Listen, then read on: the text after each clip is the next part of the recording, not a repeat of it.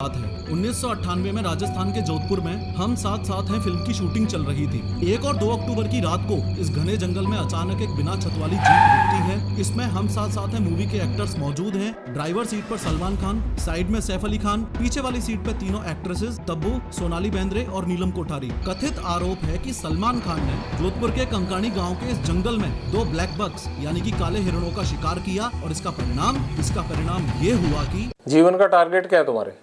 लक्ष्य तो सर सलमान खान मारना जी, और कोई लक्ष्य नहीं है। जो सलमान खान 5 साल पहले ब्लैक बक पोचिंग केस की सफाई कुछ ऐसे देते थे। अब मैं चाहता हूं कि आज जनता के सामने एक बार ये बताएं कि आखिर किस्सा क्या था, हुआ। इस केस को लड़ेंगे मेरिट पर कोर्ट में और जीतेंगे कोर्ट में, क्योंकि सर केस ही नहीं है। आज उनके शुभ चिंतकों की ये हालत कैसे हुई? मेरे सलमान भाई की तरफ से मैं माफी मांगती हूँ। मैं माफ कर दो भैया। मैं ये लो भाई, मैं सलमान खान की तरफ से मैं बिश्नोई समाज से माफी मांगती हूँ कि भैया माफ कर दो। और मोस्ट इम्पोर्टेंटली एक जेल में बंद बैठा हुआ गैंगस्टर लॉरेंस बिश्नोई आखिर कैसे सिद्धू मूसेवाला को जान से मरवा सकता है, कैसे इंडिया में 1000 प्लस शूटर से कनेक्टेड है और कैसे बैंकॉक और थाईलैंड तक इसकी गैंग्स फैली हुई हैं। लेकिन सबसे पहले ये समझते हैं कि लॉरेंस बिश्नोई एक स्टूडेंट से गैंगस्टर कैसे बन गए। बात 12 फरवरी 1993 की है। फिरोजपुर पंजाब के एक गांव में लॉरेंस का जन्म हुआ। लॉरेंस के पिताजी हरियाणा पुलिस में नौकरी करते थे और 1997 में रिटायर होकर खेती का काम संभालने लगे।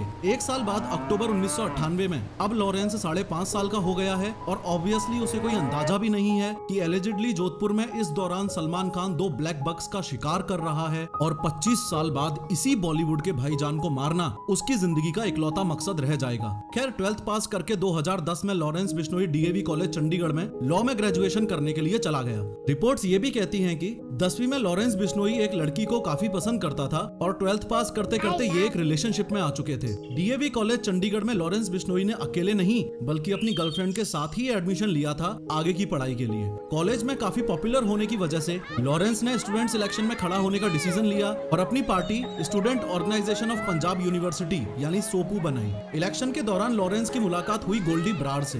ये वही गोल्डी ब्रार है जिसने सिद्धू मूसेवाला को मारने की जिम्मेदारी ली थी और पुलिस के अनुसार फिलहाल कनाडा में बैठे बैठे ही इंडिया में अपनी गैंग्स रन करता है। खैर काफी मेहनत के बाद भी लॉरेंस बिश्नोई ये इलेक्शंस हार गया और चूंकि अपोजिशन पार्टीज के बंदों के साथ उसकी दुश्मनी चलती ही रहती थी इसलिए उसने एक गन खरीद ली।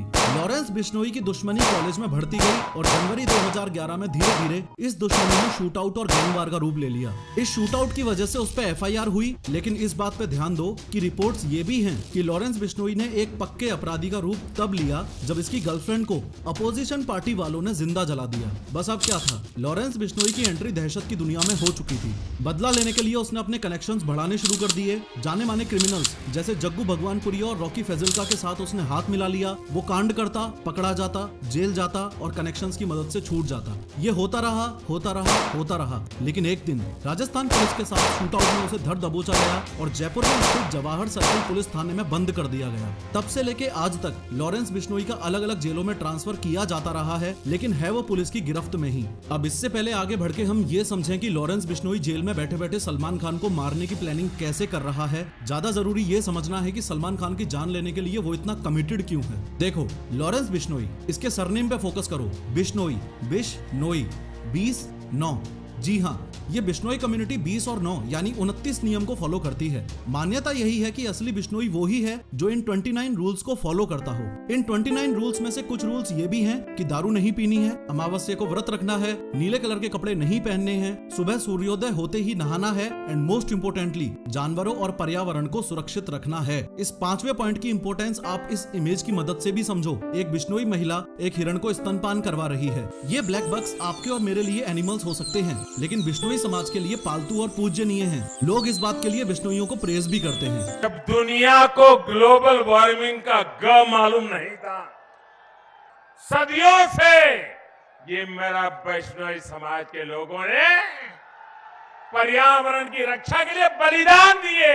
ये कम्युनिटी ब्लैक बक्स को बच्चों की तरह पालती है और दुखद तौर पर ऐसा कथित आरोप है कि सलमान खान ने इनके बच्चों का यानी काले हिरणों का शिकार किया है। बट वेट, क्या सलमान खान ने सच में शिकार किया था? चलो ब्लैक बक पोचिंग केस में आपको विटनेस साइड की स्टोरी दिखाता हूँ। बात राजस्थान के जोधपुर में कंकाणी गाँव में 25 साल पहले 1998 में 1 और 2 अक्टूबर की मध्य रात्रि की है। छोगाराम जी को अचानक 2 गोलियां चलने की आवाज आती है। आज चांदनी रात है। मेरे को ठीक था।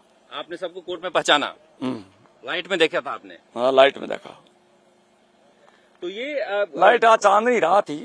चांदनी रात थी। चांदनी रात थी। गोलियों की आवाज सुनकर छोगाराम जी बाकी लोगों को लेके लाठी डंडों के साथ मौकाए वारदात की जगह पर दौड़ के पहुंचे।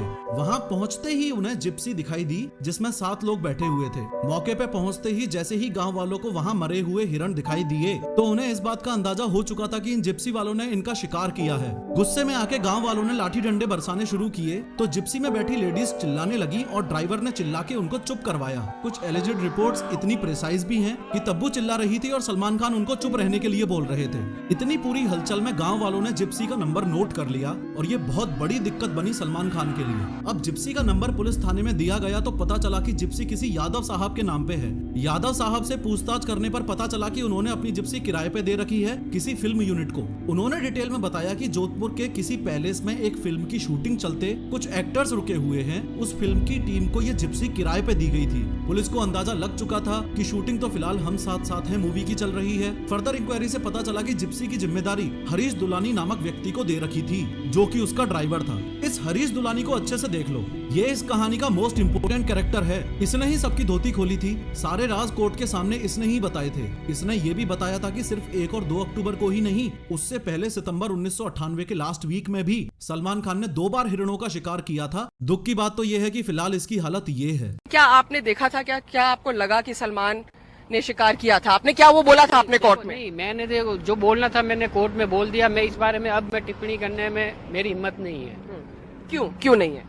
बस अब नहीं है, डर लगता है भाई। वो इसलिए क्योंकि इसके परिवार वालों को लगातार धमकियां तक मिली हैं। इसी समय आपको ये भी बताना चाहूंगा कि जीप में जो 7 लोग मौजूद थे उसमें जो पीछे 2 मेल्स बैठे थे उनमें से एक था ये हरीश दुलानी और दूसरा था दुष्यंत सिंह जो एज अ गाइड काम करता था उस होटल में जिस होटल में ये लोग रुके हुए थे। उसके बाद कई बार सलमान खान हियरिंग्स के लिए कोर्ट जाते रहे, जेल भी गए लेकिन बेल मिलती रही। लेकिन फाइनली 5 अप्रैल 2018 को सलमान खान को 5 साल की सजा सुना दी गई और 10,000 रुपए का जुर्माना लगा दिया गया। परंतु बिश्नोई कम्युनिटी जिस बात से आज तक नाराज है वो ये कि सलमान खान के जेल जाने के एग्जैक्ट 2 दिन बाद यानी 7 अप्रैल 2018 को सलमान खान को बेल मिल गई और केसेस यूं ही कोर्ट में घूमते रहे। ऐसे में गैंगस्टर लॉरेंस बिश्नोई कानून हाथ में लेने की ठान लेता है और पुलिस की जीप में बैठ के पुलिस वालों के सामने बोलता है, तो जब हम करेंगे तो पता लग ही जाएगा। सलमान खान का करेंगे, मारेंगे यही जोधपुर में मारेंगे तो पता लग जाएगा इनको। अभी तो मैंने कुछ किया ही नहीं, बिना मतलब कोई इन्वॉल्व कर रहे हैं। खैर फिलहाल लॉरेंस बिश्नोई तो जेल में बंद है लेकिन अपने राइट हैंड गोल्डी ब्रार और गैंग मेंबर्स के साथ कनेक्टेड रहते हुए सलमान खान को जान से मारने की इसकी प्लानिंग काफी स्ट्रॉन्ग और प्रैक्टिकल है। सलमान खान को मारने की सबसे पहली कोशिश इसने 2019 में की थी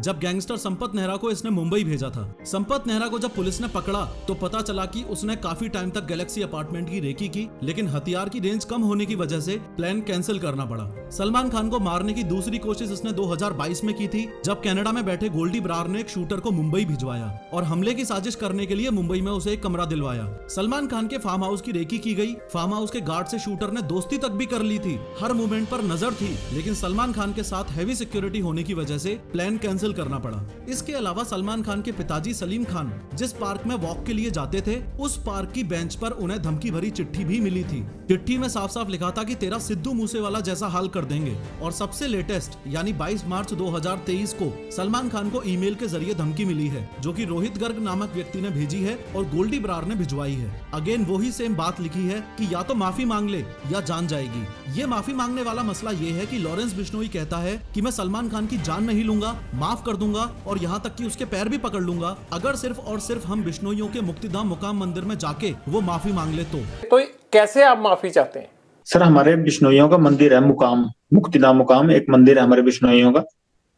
बस वहां जाके हमारे मंदिर में जाके माफी मांग ले। देखो ये है वो मुक्तिधाम मुकाम मंदिर जो कि राजस्थान में बीकानेर जोधपुर स्टेट हाईवे के पास स्थित है। खैर धमकियां मिलने के बाद गवर्नमेंट की तरफ से सलमान खान को Y+ सिक्योरिटी दे दी गई है। आर्म्स लाइसेंस के अंडर एक पर्सनल रिवॉल्वर उनके पास है और निसान की हाई सिक्योरिटी बुलेट प्रूफ गाड़ी पर अपग्रेड कर लिया गया है। Y+ सिक्योरिटी का मीनिंग है कि इसमें 11 सिक्योरिटी पर्सनल इन्वॉल्व होंगे, जिसमें से 2 PSOs यानी personal security officers rotational basis पे हर वक्त आसपास रहेंगे और 1 या 2 NSG कमांडोज भी रहेंगे।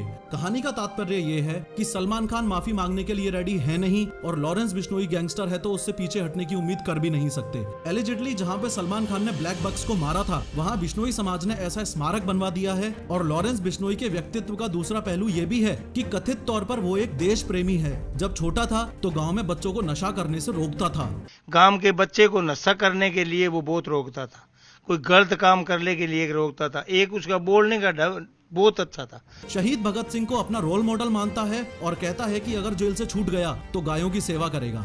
कभी बाहर आए तो गौशाला बनाएंगे, गायों की सेवा करेंगे और कोई एजेंडा नहीं है बाहर। फिलहाल हम सब के लिए जरूरी बात यह है कि लॉरेंस बिश्नोई जैसे गैंगस्टर्स के क्राइम्स को ग्लोरीफाई ना किया जाए और देश का यूथ इस दिशा में ना बढ़े। और दूसरी सोचने वाली बात यह है कि हमारा सिस्टम इतना ज्यादा फ्लॉड है कि पुलिस की निगरानी में जेल में बैठे बैठे ही लॉरेंस बिश्नोई अपनी पूरी गैंग्स के साथ कनेक्टेड है, क्राइम्स करता जा रहा है और उसके शब्दों में कुछ इस तरीके से घपले हो रहे हैं। फोन कैसे आ जाता है अंदर? बाकी साथियों के पास भी है, आपके सबके पास फोन ना? नहीं, फोन सर दीवार के ऊपर से फेंकवा लेते हैं जी।